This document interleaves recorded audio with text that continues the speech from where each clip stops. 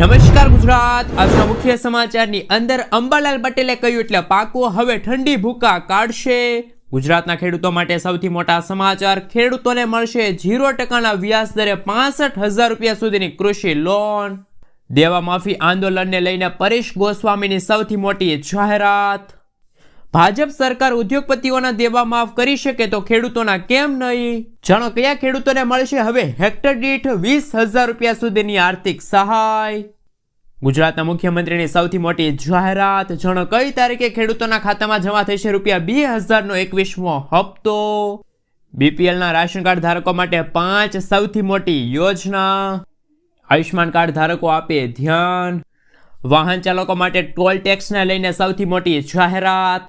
સરકારની નવી યોજના ગરીબો માટે વરદાન. લોન માફી માટે આવતા વર્ષની વાટ ખેડૂતોને જોવી પડશે. જાણો કયા ખેડૂતોને મળશે 2,000 રૂપિયાના બદલે 4,000 રૂપિયાનો હપ્તો. દીકરીના લગ્ન સમયે સરકાર આપશે 12,000 રૂપિયાની સહાય. દિવાળીની સિઝન પૂરી થતા સિંગતેલના ભાવમાં થઈ રહ્યો છે વધારો. આધાર કાર્ડ પાન કાર્ડ ધારકો આપે ધ્યાન. ચૂંટણી કાર્ડ હોય તો જાણી લેજો. કોંગ્રેસની ખેડૂત આક્રોશ યાત્રાનો આજે અંતિમ દિવસ. દરેક મહિલાઓના ખાતામાં જમા થશે 30,000 રૂપિયા. દિવ્યાંગ વ્યક્તિઓને મળશે 25,000 રૂપિયાની આર્થિક સહાય. પરેશ ગોસ્વામીનું 12 દિવસનું અલ્ટિમેટમ. ખેડૂતોની મુખ્ય 3 માંગણીઓ. સોના ચાંદીના ભાવમાં થઈ રહ્યો છે ઘટાડો અને આજના સૌથી મોટા ખેડૂત ઉપયોગી સમાચાર જાણીશું આજના આ વિડીયોની અંદર.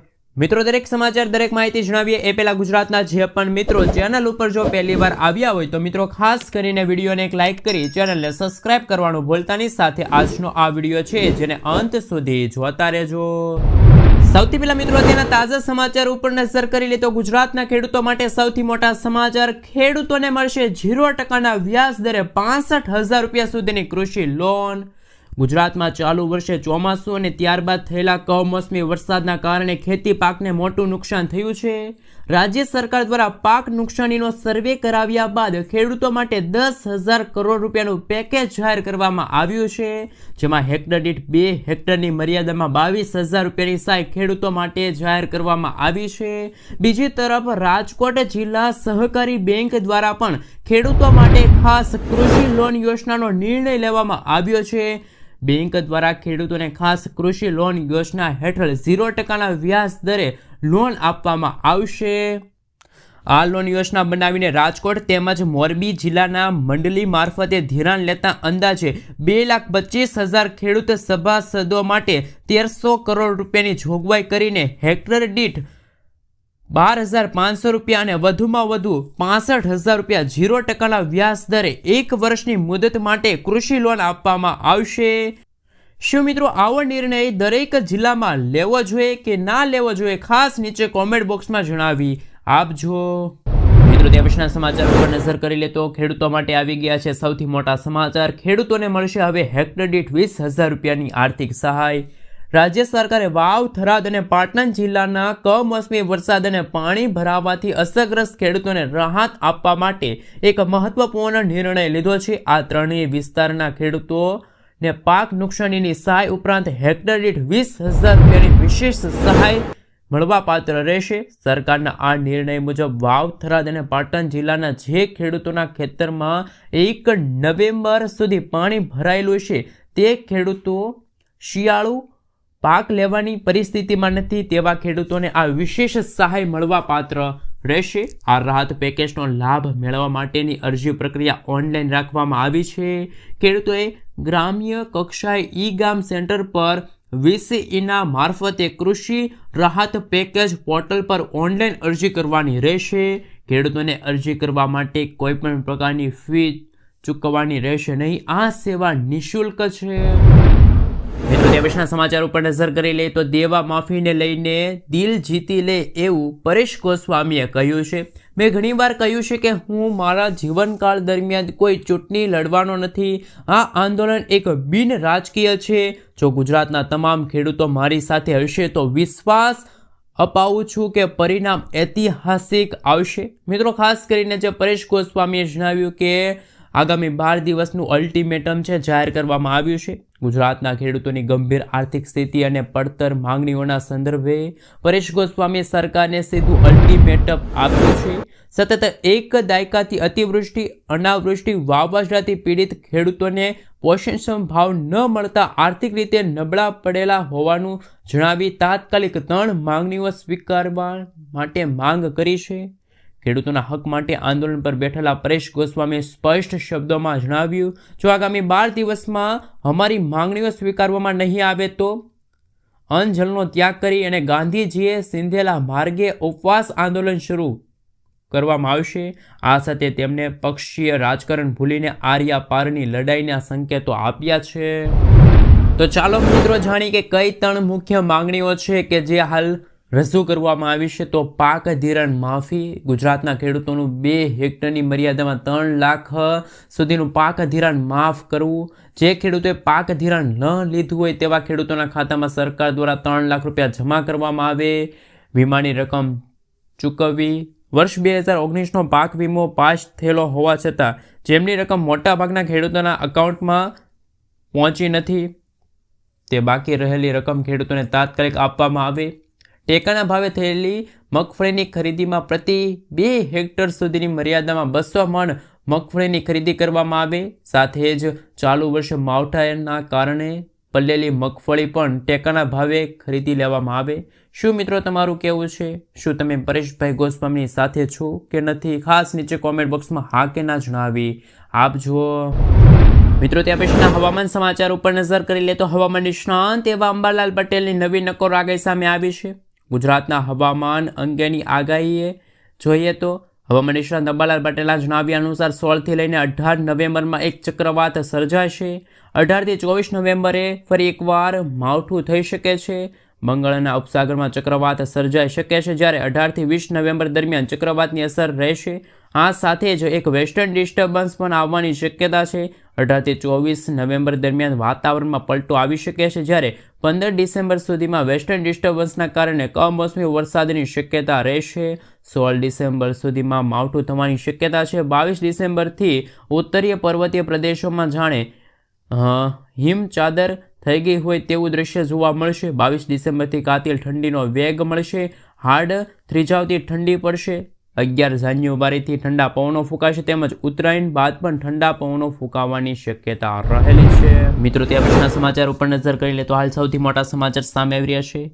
જો તમે વારંવાર હાઈવે પર મુસાફરી કરો છો તો આ સમાચાર તમારા માટે ખૂબ જ મહત્વપૂર્ણ છે. 15 નવેમ્બરથી ટોલ પ્લાઝા પર એક નવા નિયમ લાગુ કરવામાં આવશે, જેની સીધી અસર તમારા ખિસ્સા પર પડશે. જો તમારા વાહનમાં ફાસ્ટેગ નથી અથવા તો ટેગ નિષ્ફળ જાય છે તો તમારે ભારે દંડનો સામનો કરવો પડી શકે છે. જોકે સરકારે ડિજિટલ ચૂકવણી કરાવનાર માટે નોંધપાત્ર છૂટની જાહેરાત કરી છે.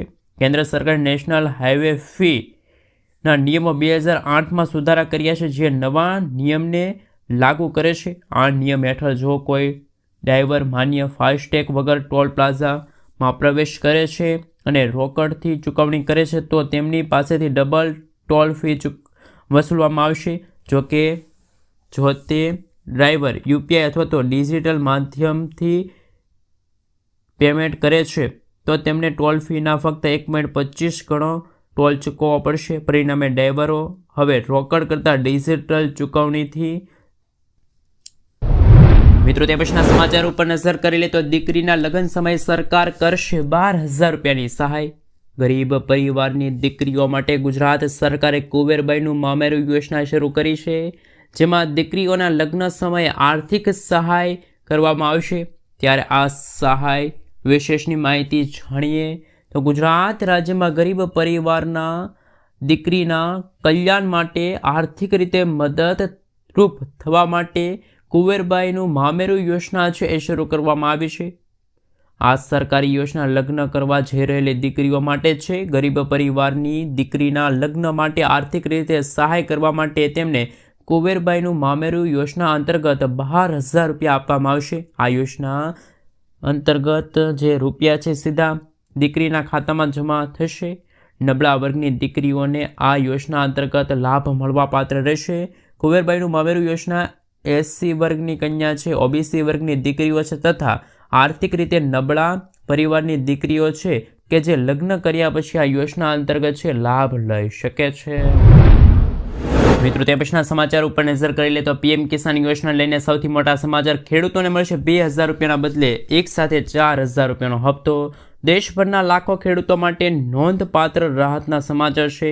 આ વર્ષે કેન્દ્ર સરકારની મહત્વાકાંક્ષી પીએમ કિસાન સન્માન નિધિ યોજના હેઠળ ખેડૂતોને 4000 રૂપિયાની એક સાથે રકમ મળશે। જો કોઈ કારણસર તમારા પાછલા હપ્તા તમને નથી મળ્યા તો સરકાર હવે તમને બંને હપ્તા છે તમારા બેંક ખાતામાં એક સાથે ટ્રાન્સફર કરશે। ઘણા ખેડૂતોને છેલ્લા કેટલાક મહિનાઓથી તેમના પીએમ કિસાન યોજનાના હપ્તા મળ્યા નથી।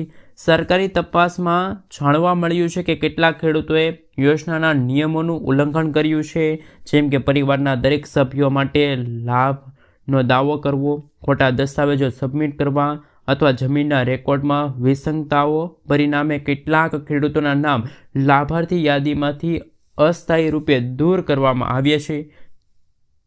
તમને 2000 રૂપિયાનો હપ્તો મળ્યો।